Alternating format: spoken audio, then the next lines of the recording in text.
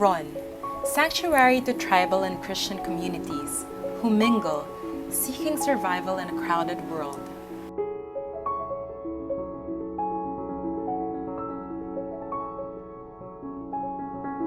Coron, prime tourist destination, a marine paradise that has enticed adventurers from far, seeking meditation and wanderlust.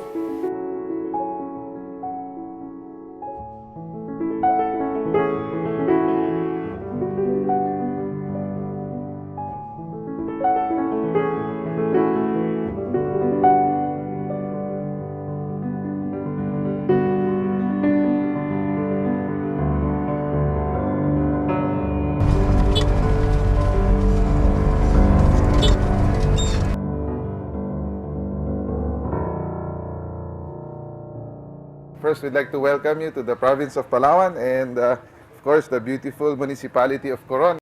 Mga Coronians, let's please clap for them. Welcome and thank you, thank you. And we're very happy and grateful for your coming over and bringing with you so much equipment for us to use. We're quite happy now that at least the Secretary of Department of Health, Secretary On, has been very helpful and has facilitated a lot of these equipments coming in. I don't know how I can express our gratitude, but in Tagalog, it's maraming salamat po, and thank you very much. I remember you were talking to us about the concept of adopting a hospital. When Dr. Spinetta first talked about adopting a hospital, it's been my dream that someday we will do this through the World Surgical Foundation. So I'm very happy to say that this is the first officially sanctioned adopt hospital program for a foreign surgical mission. And this is the first time that you're going to find a collaboration between the Philippine surgeons, anesthesiologists, nurses, and the American surgeons and nurses. Adopt a hospital is a model, and we're hoping that we can create a model for Adopt a Health Center. That's my hope and dream. The Philippine College of Surgeons is a umbrella organization of all cutting specialty. All surgical specialty are within this organization. So it's easier for me to tap surgeons, no?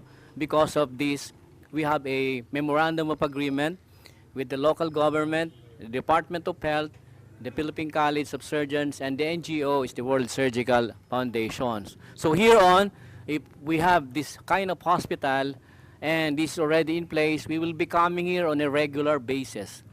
All together with the Philippine Society of Anesthesiologists, the Operating Room Nurse Association, they are all our partners. So as far as manpower is concerned, we will have no problem. And with now the equipments coming from the World Surgical Foundation, as I said, this is a dream come true. Dream a little dream of me.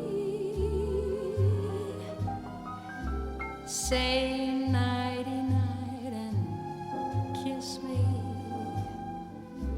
Just hold me tight and tell me you miss me while I'm alone and blue as can be.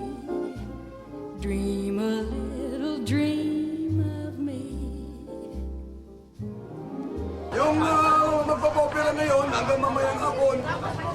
Los, waiter! Dali! Wag mo muna tayong kumain. Nakamotor lang kayo. Asawa nyo, Tagbanwa? Tagbanwa. Ikaw, Kristiyano? Tagalog. Tiga saan kayo? Buena Vista po. Malayo ba yon? Malayo po. Kano ang nagastos nyo para pumunta dito? 150 po. Ano ho ang trabaho nyo? Magsasaka, mangingisda.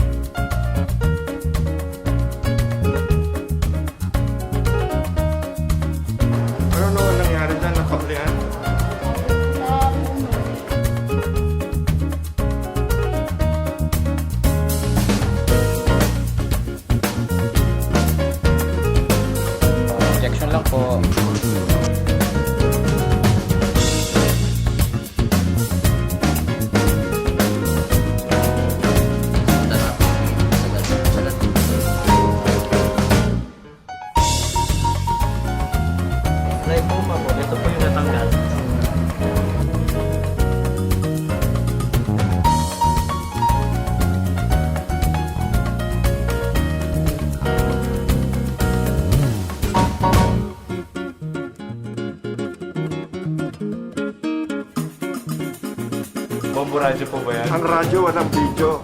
Imagine if you had the power to change lives. How would you feel? This young maiden from the Tagbanwa tribe was born with a cleft lip. People who have a cleft of the lip are not able to go to public school. They're ostracized. They go around their entire life hiding their mouth with their hand or a handkerchief.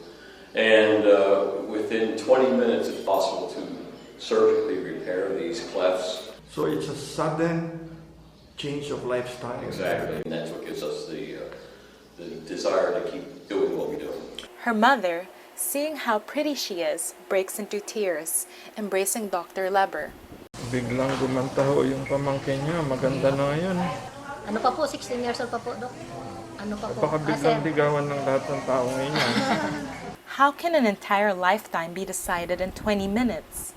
Now, she can get a handsome suitor, have children, and be a caring mother, just like others. She can go to school and have a career. She has a new leash in life.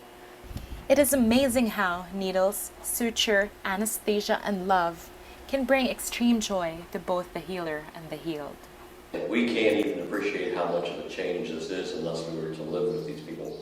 But we hear stories about how much it does change their life. You know, I'm not rich, but I'm blessed. So I just want to give back. So nakailang missions ka na? Sabi mo you started 2000? More than 50 missions already. Because actually, it's very addictive. Pay patients say thank you to you. But yung bigat ng pagpapasalamat ng mga charity patients is different. Halos lumuhod po sila sa pagpapasalamat sa inyo. Yan ang pinakamasarap na pakiramdam after doing a mission. Nakakapagod, pero kapag nakakita ka ng nagpasalamat sa'yo, lahat ng pagod mo talaga mawawala. Most of the time, I join them whenever they go to the Philippines. This is my way of giving back. Coming here, you have to pay for everything. Your airplane, your food, your hotel. And even your time, you have to take from your job. It's really giving, a lot of giving. This is was a thyroid ectomy. Is that a major? It's a major case, yes. Anong gagawin dyan, Doc? Tatanggalin lahat yan? Kailangan tanggalin po yung ulo sa bukol. Ay, hindi. Tanggalin pala yung bukol sa ulo. Ano katagal na ho yung inyong bukol? Apat? O apat na po?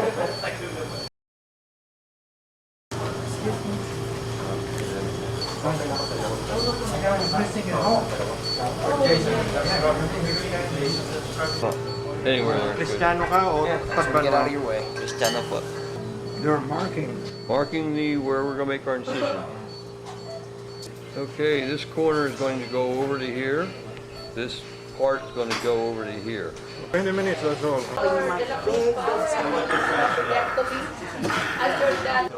Alam mong nagtatrabaho sila, alam mong hinihila nila ang balat mo, pero hindi masakit. Okay? WSF improvised 4 expanded operating rooms with 4 tables each, or a total of 16. 1 room for minor surgery and 3 for major surgery. It is hard to imagine how surgeons can operate with precision in such a crowded marketplace.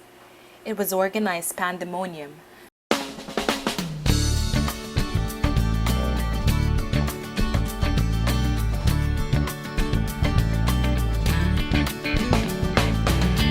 Halina kaibigan, bangon at ating dalhin kapayapaan sa mundo.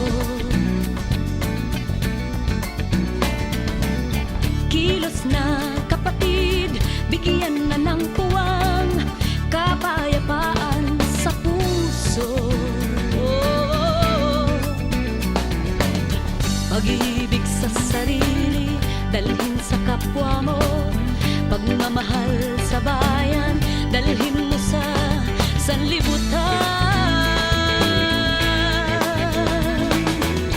Mapayapang isip, mapayapang tao, mapayapang bayan, ay mapayapang mundo. Hindi na kailangan ng digmaan, hindi na kailangan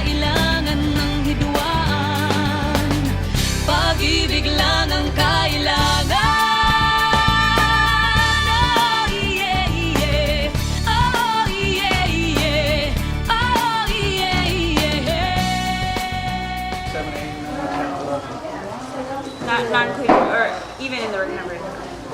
Oh, 12, 13, 14. So, dito lang muna kayo kasi magigising siya no, pang magulo.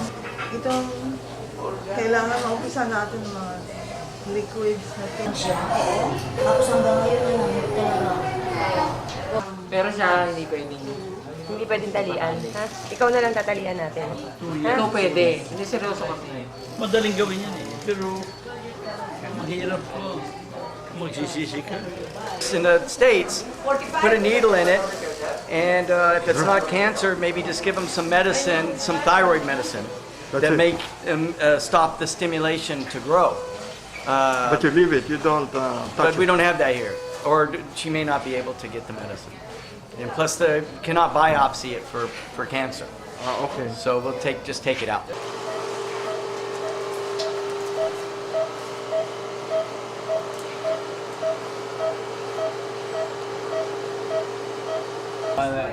Nag-opera kami. I will do surgery again today. 3 days straight. Tapos, meron pa isa pang araw bukas. Pag-ibig sa sarili, dalhin sa kapwa mo. Pagmamahal sa bayan, dalhin mo sa sanlibutan. Mapayapang isip, mapayapang tao, mapayapang bayan, ay mapayapang mundo. Hindi na kailangan ng digmaan. The synergy among American and Filipino surgeons is pioneered by WSF. It is a key to merging local and international efforts, which is a key to rapidly proliferate medical missions in poor countries. Come here to the Philippines to do our medical mission work. It's been an absolutely wonderful experience so far. My first impressions are that this is a place that really needs help, that really deserves our coming here. Philippines really, you could see the big difference because like in Thailand, hospitals that we did the mission, they're all modernized. When you go to the Philippines, you will not complain anymore how good your life is in US. This is my 18th mission, my 8th time to the Philippines. And all the missions to the Philippines have been very good and memorable. And this one is a bit different in that we have an adopted hospital now, a specific place that we're trying to develop. Well, actually, I am a police officer in New York, NYPD, but I'm also going to school, and I'm about to attend medical school, possibly next year. So I come to the missions to gain experience, and this is actually my 3rd time coming to the Philippines. My role in the mission is pretty much everything. I'll do a little bit of everything. I do the IVs, I'll do the restocking of the supplies. The people here are very kind and great, and it's just it's a different feeling helping people who are so grateful, saying thank you, and they're not even off the anesthesia and they're still in pain. I start the IVs on all the patients that are going to surgery. This is my first medical mission here in the Philippines. I've been overwhelmed by the people's humility and gratitude to us, how they wait for hours and hours and they don't say a word. They just smile when you go past them and touch them and bless them. I'm bringing more home with me than I could ever give to them. The group has done over 100, well over 100. I've probably done a little less than a dozen. What kind of surgery did you do? Mostly thyroidectomies and large complex hernia repairs. Yeah. When I go on these missions, it allows me to go back and focus on basically taking care of patients.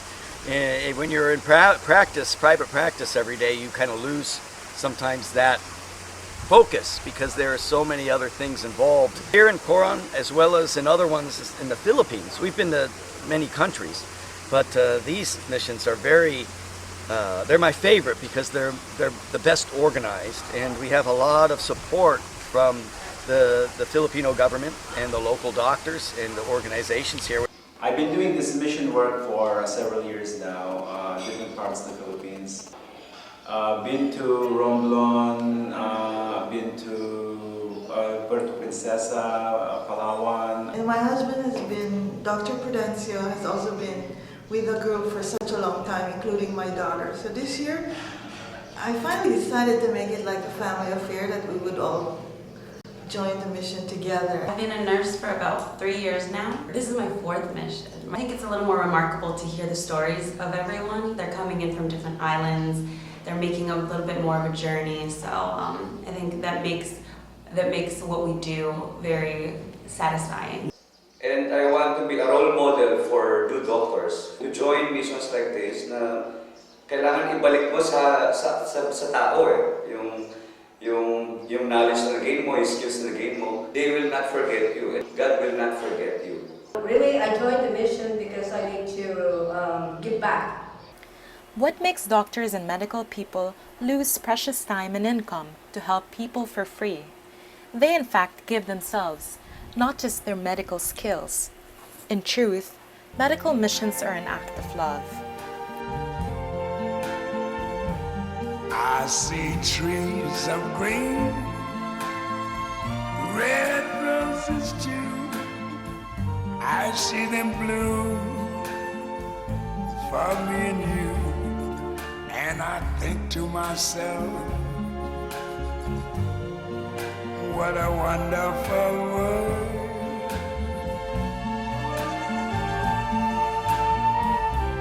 I hear babies cry,